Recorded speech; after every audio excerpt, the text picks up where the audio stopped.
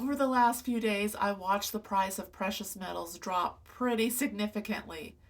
And I'll be honest, it stopped me in my tracks. It stirred up a lot of feelings from back in, I think it was 2007, 2008, that same feeling that I felt several years ago when the stock market was crashing, and it made me pull out $25,000 that I had invested against the advice of my accountant.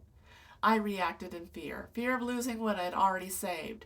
So again, this is bringing up fear in me. Not because I'm trying to invest in metals, not because I think I know where the market is going, but because moments like this bring up something I think a lot of people our age quietly struggle with: fear.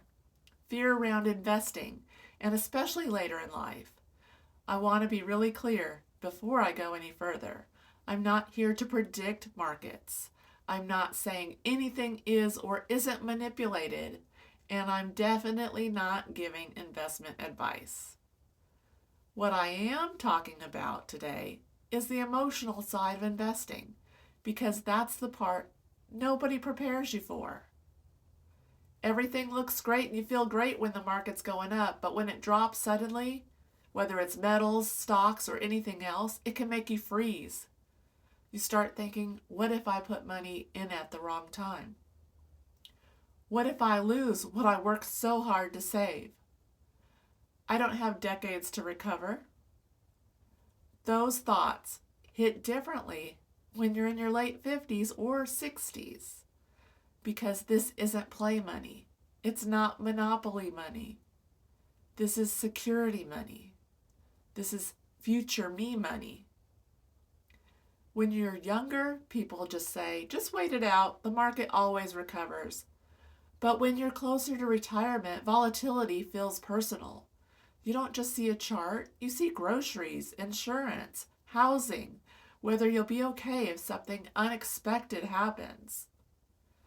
That's when investing stops being math and starts being emotional.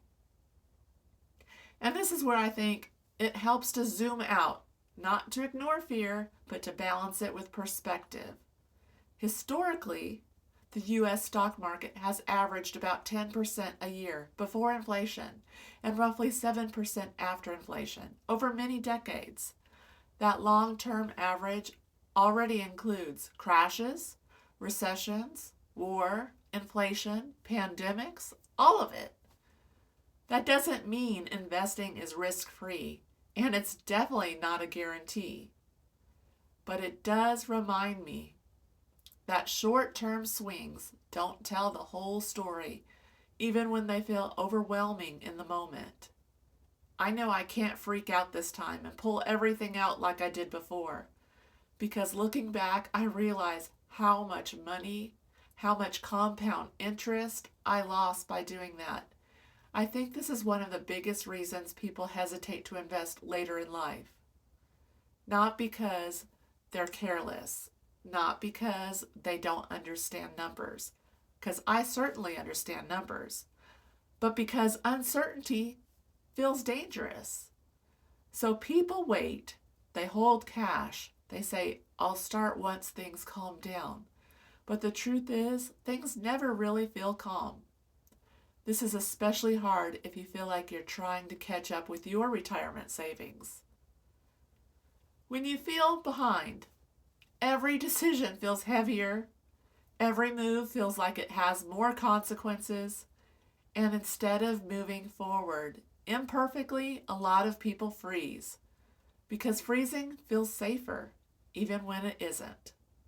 This video isn't about precious metals, it's not about stocks, and it's not about timing the market perfectly. It's about recognizing how fear and emotion influence our decisions, often more than the facts do. If we don't acknowledge that emotional side, we end up avoiding decisions without really understanding why. If this resonates with you, I want you to know something. You're not weak. You're not late.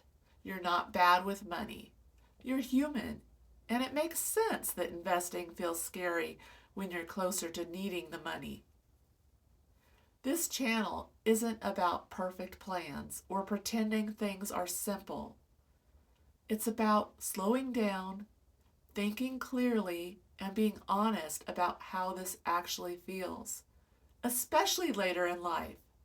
If that sounds like you, I hope you'll subscribe and stick around.